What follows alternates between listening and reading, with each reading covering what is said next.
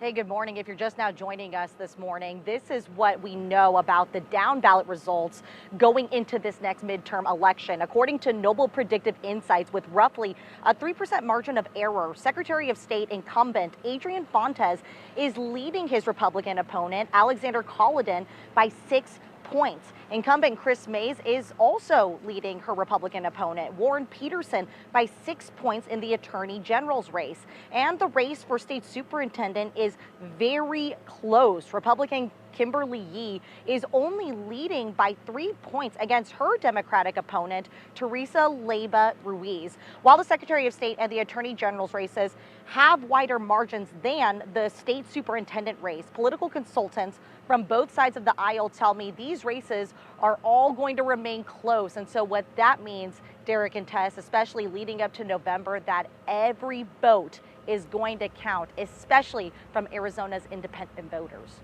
Yeah, interesting to see how these races are shaping up as we get closer and closer. Alaina, thank you for that.